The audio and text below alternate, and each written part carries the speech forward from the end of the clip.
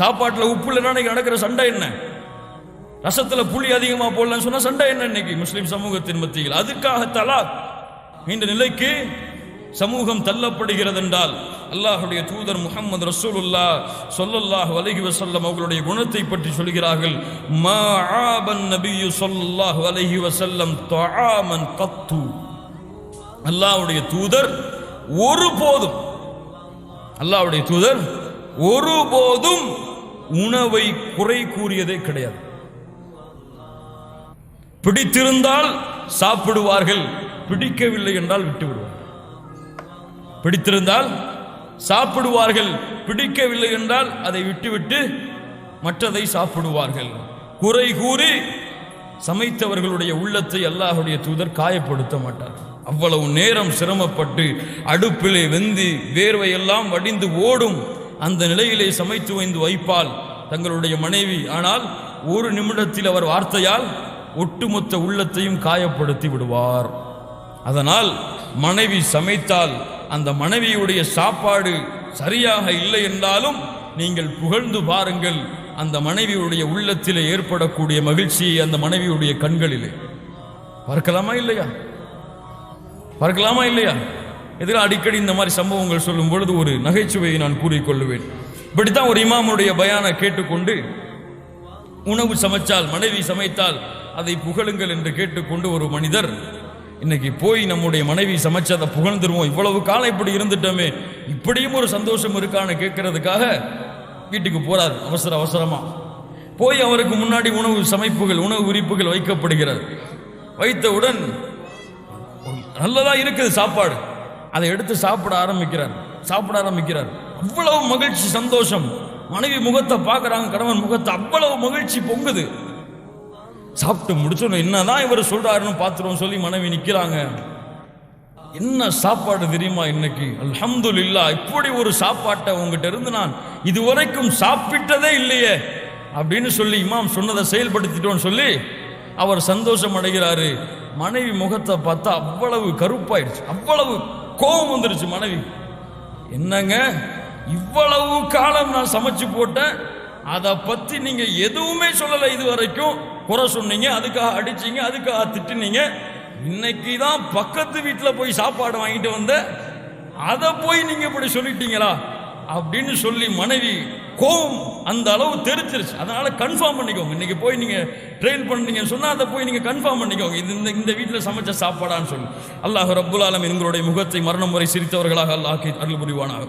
கண்ணியத்துக்குரியவர்களே, அல்லாஹ் ரப்புல் ஆலமீன் அல்லாஹ்வுடைய தூதருடைய வாழ்க்கையில் இந்த உதாரணத்தை வைத்திருக்கின்றான். மாஆப ரசூலுல்லாஹ், அல்லாஹ்வுடைய தூதர் சமைத்ததை எந்த போதும் ஒருபோதும் குறை கூறியதே கிடையாது. பிடித்திருந்தால் சாப்பிடுவார்கள், இல்லை என்றால் விட்டு விடுவார்கள்.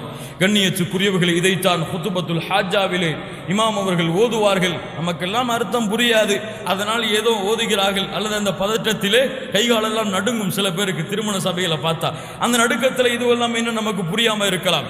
அதற்கு பிறகு ஓதுவார், யா அய்யுஹல்லதீன ஆமனு தக்குல்லாஹ வகூலு கௌலன் சதீதா. என்ன அழகான அறிவுரை தெரியுமா? குர்ஆனுடைய அறிவுரைகள் எல்லாம் ஈமான் கொண்டவர்களே, நீங்கள் சொல்ல வேண்டிய சொல்லாக இருந்தால் அதை தெளிவாக சொல்லுங்கள். இப்படித்தான், இது ஒரு நகைச்சுவை தான், மகிழ்ச்சியான சபைங்கிறதுனால, மகிழ்ச்சியான குடும்ப வாழ்க்கைங்கிறதுனால இதை நம்ம சொல்லிக்கொள்றேன் இடையில. இப்படித்தான் கோர்ட்ல ஒரு கேஸ், மனைவியை தலாக் விட்டார் கணவன், அல்லது அடிச்சிட்டான். என்ன காரணம்னு சொல்லி நீதிபதிகிட்ட போய் நிற்கிறாங்க. நீதிபதி கேட்டார், என்ன உன் மனைவியை நீங்க அடிச்சிட்டீங்களாமே, என்ன காரணம், ஏன் அடிச்சீங்க, ஏன் ஒரு பெண்ணை கை நீட்டி அறைந்தீர்கள்? அப்போ அவர் சொன்னாரு, ஏன் அரைஞ்ச தெரியுமா, ஒரு பர்ஸ் வாங்கிட்டு வந்தா, ஒரு பர்ஸ் வாங்கிட்டு வந்தா, உங்களுக்கு ஒரு அன்பளிப்பு கொடுக்க போறேன்னு சொன்னான். சரிம்மா குடுமான்னு சொன்னான். ஒரு பெரிய பர்ஸா இருந்துச்சு. அந்த பர்ஸை ஓப்பன் பண்ணான். அதுல இருந்து ஒரு குட்டி பர்ஸ் வந்துச்சு. அதை எடுத்தா. அதுல எதையாவது இருக்கணும் பார்த்தா அதை ஓப்பன் பண்ணான். அதுல இருந்து ஒரு குட்டி பர்ஸ் வந்துச்சு. அதையாவது கொடுப்பாள்னு பார்த்தா அதுல இருந்து ஒரு குட்டி பர்ஸ் வந்துச்சு.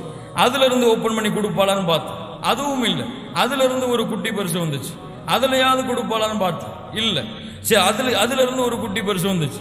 அதுலயாவது குடிப்பாளான்னு பார்த்தேன், இல்லை. அதுல இருந்து ஒரு குட்டி பரிசு வந்துச்சு. அதுலயாவது குடிப்பாளான்னு பார்த்தேன், இல்லை. அதுல இருந்து ஒரு குட்டி பரிசு வந்துச்சு. நீதிபதி சொன்னார், என்னன்னு சொல்லு, ஏன் இப்படி போய்கிட்டே இருக்கிற, உங்களுக்கே இவ்வளவு கோபம் வருத, நேரில் பார்த்த எனக்கு எவ்வளவு கோபம் வரும், அதாங்க அடிச்சேன். இந்த மாதிரி அவர்களுடைய உள்ளம் காயப்படும்படியான வார்த்தைகள் அல்லது செயல்பாடுகள் எரிச்சல்களை ஊட்டக்கூடிய செயல்பாடுகளாக தெரிந்தால், என்னுடைய குணம் அதுவாக இருந்தாலும் அல்லாஹும் அல்லாஹுடைய தூதரும் காட்டிய வழிமுறையின்படி மனைவிமார்களிடத்திலே அழகிய முறையில் அல்லது ஆண்களாக இருந்தால் பெண்களிடத்திலே அழகிய முறையில் நடந்து கொண்டால் இந்த வாழ்க்கையுடைய நிலைமை மாறும். இன்னைக்கு பல குடும்பங்களில் சண்டைகள் சச்சரவுகள்லாம் இருக்கும். இதுலையும் ஒரு நகைச்சுவை வரும். பல குடும்பங்களில் சண்டை சச்சரவுலாம் இருக்கும். ஒரு குடும்பத்தில் இப்படித்தான் சண்டை சச்சரவு, மனைவியும் கணவனும் பேசுறதே இல்லை, 2-3 நாளாச்சு பேசுறதே இல்லை. கணவன் எப்போதுமே 5 மணிக்கு எழுந்துருவான். கணவன் எப்போதுமே 5 மணிக்கு எழுந்துருவான்.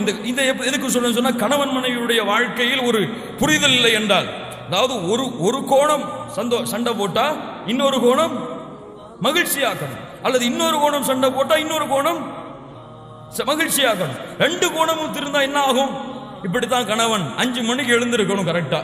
மனைவியோட சண்டை போட்டாச்சு, மனைவி எழுப்புறதே கிடையாது. மனைவிட்ட தான் பேச மாட்டானே, உடனே ஒரு பேப்பர் எடுத்து எழுதி வச்சான், காலையில எனக்கு 5 மணிக்கு எழுப்பி விட்டுருங்க அப்படின்னு சொல்லி எழுதி வச்சுட்டு படுத்துட்டான். காலையில் எழுந்து பார்த்தா 7 மணி ஆயிடுச்சு. என்ன இவன் நம்ம பேச்சை இன்னும் கேட்க மாட்டேங்கிறாரு அப்படின்னு சொல்லி குளிச்சுட்டு வந்து அந்த மேஜையை பார்த்தா அங்க எழுதப்பட்டிருக்கு 5 மணி ஆச்சு அப்படின்னு சொல்லி. புரியுதா? 5 மணி ஆச்சுன்னா அந்த டேபிள் எழுதப்பட்டிருக்கு. அவர் என்ன சொன்னாரு, காலைல எழுப்பி விட்டுருக்கேன்னு சொல்லி அவரும் பேச மாட்டாரு, இவரும் பேச மாட்டாங்க. 2 பேரும் பேசாம இருந்தா இதான் நடக்கும். இப்போ இந்த ஒரு உறவு முறை இருந்தாலும் அல்லாஹ்விற்காக அதை பொறுத்து கொண்டு அல்லாஹுடைய பொருத்தத்தை அடைவதற்காக இந்த வாழ்க்கையை மறுமையின் வெற்றியின் வாழ்க்கையாக ஆக்குவதற்காக பொறுமையாக்கி கொண்டு, சண்டைகள் இருந்தால், சச்சரவுகள் இருந்தால், பிரச்சனைகள் இருந்தால், இந்த ஒரு ஹதீஸை புரிஞ்சுக்கோங்க, எல்லா பிரச்சனையும் ஓடி போயிடும். என்ன ஹதீஸ்? அல்லாஹுடைய தூதர் ஸல்லல்லாஹு அலைஹி வஸல்லம் சொன்னார்கள், முஹம்மது ரஹ்மத்துல்லாஹி அவர்கள் பதிவு செய்கிறார்கள், ஜாபிர் ரலியல்லாஹு அன்ஹு அவர்கள் கூறுவதாக, அல்லாஹுடைய தூதர் சொன்னார்கள், இன்ன இப்லீஸ யதஉ அர்ஷஹு அலல் மா, இப்லீஸ் இருக்கின்றானே அவன் தன்னுடைய சிம்மாசனத்தை கடலிலே போடுகின்றான், தன்னுடைய அரிசை கடலிலே அமைக்கின்றான். சும்ம யபஅது சராயஹு, அவனுடைய வழித்தோன்றர்களை அவன் அழைப்பான், அவனுடைய கூட்டாளங்களை குட்டி சாத்தான்களை எல்லாம் அழைப்பான். அழைத்து கேட்பான், ஃபாதுனாஹும் மின்ஹும் மன்சிலா அஅதமுஹும் ஃபித்னா யஜிஉ அஹதுஹும் ஃபயகூலு ஃபஅல்த கதா வ கதா. ஒருத்த வந்து சொல்லுவான், ஒரு ஷைத்தான், அந்த இப்லீஸ் தான் தலைவன், அவன் தான் ஹெட், அதுக்கு கீழே ஷைத்தான்கள். அந்த ஷைத்தான் வந்து சொல்லுவான் இப்லீஸை பார்த்து, இப்லீஸே இன்னைக்கு இப்படி செஞ்சேன், இப்படி செஞ்சேன், போப்பான்றுவான். இன்னொருத்த வருவான், இப்லீஸே நான் இப்படி செஞ்சேன், அப்படி செஞ்சேன், போப்பான்றுவான். இன்னொருத்த வருவான், இப்லீஸே நான் ஒன்னு செஞ்சேன் பாரு, அந்த மாதிரி யாருமே செஞ்சிருக்க முடியாது. என்ன செய்வான் தெரியுமா? அல்லாஹுடைய தூதர் ஸல்லல்லாஹு அலைஹி வஸல்லம் சொன்னார்கள், அவனை அப்படியே கொண்டு வந்து பக்கத்தில் உட்கார வச்சுப்பான். அவனை அப்படியே கொண்டு வந்து பக்கத்தில் உட்கார வச்சு, நீ தான் இன்னைக்கு செஞ்ச வேலையில பெர்ஃபெக்டான வேலை செஞ்சிருக்க. என்ன வேலை அது? அல்லாஹுடைய தூதர் முஹம்மது ரசூலுல்லாஹ் ஸல்லல்லாஹு அலைஹி வஸல்லம் அவர்கள் சொன்னார்கள், ஒரு கணவன் மனைவி நிம்மதியாக வாழ்ந்தார்கள், மா தரக்துஹு ஹத்தா ஃபர்ரக்து பைனஹு வ பைன அஹ்லி, அவர்களை விடவில்லை அவர்கள் இருவரும் பிரியும் வரை. இந்த வேலையை செஞ்சு ஒன்னும் செய்யல. கணவன் வந்து மனைவியை ஒரு வார்த்தை சொன்னான், நான் போன மனைவிட்ட, என்ன அவருக்கு தான் பேச தெரியுமா, உனக்கு என்ன ஊமையா, நீனும் பேசுன்னு சொன்னேன். அவர் குடும்பத்தில் தந்தையை பத்தி பேசுவார், அவர் தந்தையை பத்தி தான் அவர் பேசுவார், அவர் தந்தையை பத்தி நீ பேசுன்னு சொன்ன. இப்படியே 2 பேருக்கு இடையில சின்ன சின்ன வார்த்தைகளை தூண்டி விட்ட, நீ இவ்வளவு பேசுறியா தலா அப்படின்னு சொல்லிட்டாரு. சந்தோஷமா திருப்பி வந்து அப்படின்னு சொன்னா, அவனைத்தான் ஷைத்தான் தன் இடத்திலே ரொம்ப அருகையில பக்கத்துல உட்கார வைப்பான். என்றால் இந்த குடும்ப சண்டைகளிலே, குடும்ப உறவுகளிலே பிரிவதில் மகிழ்ச்சி அடைபவன் யார்? ஷைத்தான்.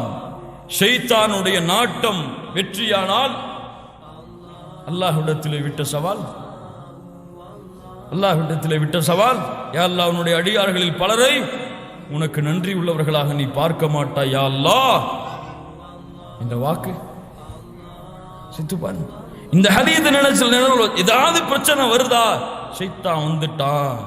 உஷாரா 1000 இல்லைன்னு சொன்னா அங்கேயும் கோபம், இங்கேயும் கோபம், இங்கேயும் சண்டை, அங்கேயும் சண்டை. நான் குடும்பத்துக்கு வீட்டுக்கு போறேன், நானும் வீட்டுக்கு போறேன்னு சொல்லி வீட்டுக்கு போறேன்னா புரியும் உங்களுக்கு. இப்போ பல பேர் வீடு இங்க, பல பேர் வீடு அங்க.